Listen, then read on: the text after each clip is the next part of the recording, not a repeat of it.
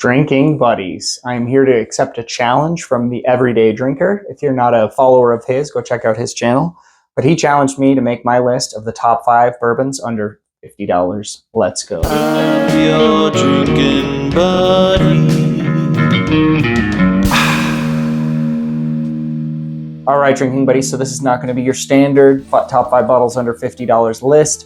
There's some rules. So first category is $15 to $20. Second category is $20 to $25. Third category is $25 to $30, $30 to $40, and then the last category is $40 to $50. So we got to pick one bottle from each of those categories.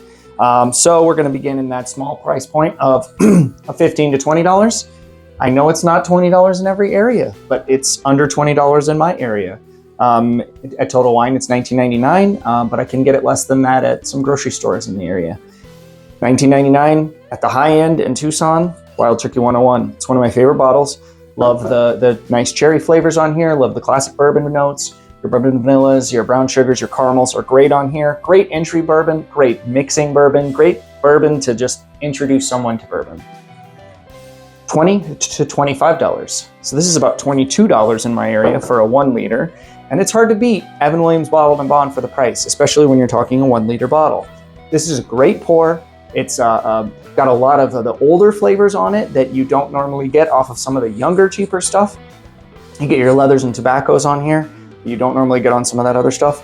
I will admit that since it got taken over by Sazerac, a lot of people don't like the bottle as much. It is the same juice, contrary to what you might have heard. But it seems like maybe they were using older stock before, and now the stock is a little bit younger and it's not as good as what it was before, is what people are saying, but it is still the same juice as it was before, just maybe not as good. But it's super cheap, so that's... Next up, we're gonna go $25 to $30, 1792 small batch. This is a really solid bottle that I think is a little underrated in the bourbon category. It's 93.7 proof. It's the lowest proof one on my list so far. But yeah, this has got a lot of really nice flavors on it. It beat out the 12-year in a blind. It beat out a lot of the really good stuff in a blind. This is a shelf bottle that won in my shelf versus allocated versus unicorn series. If you haven't seen that series, definitely check it out. I'll link that series in the description. It's a playlist. I'm going to be doing a lot more of those because it's really fun. Next up is kind of a cheat because I'm going to give you 2 bottles for the same category. I'm going to say the $30 to $40 range. I'm going to say Russell's 10. However, caveat, if you can get your hands on an Eagle Rare store pick, it's better. So Eagle Rare store pick, if you can. I understand that's a hard bottle to find. If you can't find an Eagle Rare store pick, Russell's Reserve 10-year is better than standard Eagle Rare. I would take Russell's Reserve Standard over a regular Eagle Rare. However, the Eagle Rare picks that I have tried are fantastic. So if you can get an Eagle Rare pick, do that. If not, the Russell's 10. And last up, our last category, this is going to be our $40 to $50 range. And this one was the hardest one to come up with because a lot of the bottles that I traditionally think of in that range have gone up dramatically recently, and they've just priced themselves out of being in this category. Most good bourbons, or well, I shouldn't say most, a lot of really good bourbons just cost more than $50 now, especially if they're barrel proof. You know, things that come to mind to me are things like Rare Breed. Well, that's over $50 now. New Riff 100 proof, that's over $50. Jack Daniel's single barrel proofs, those are over $50. You know, a lot of the craft stuff, your Frey Ranches, your Wilderness Trails, those are over $50.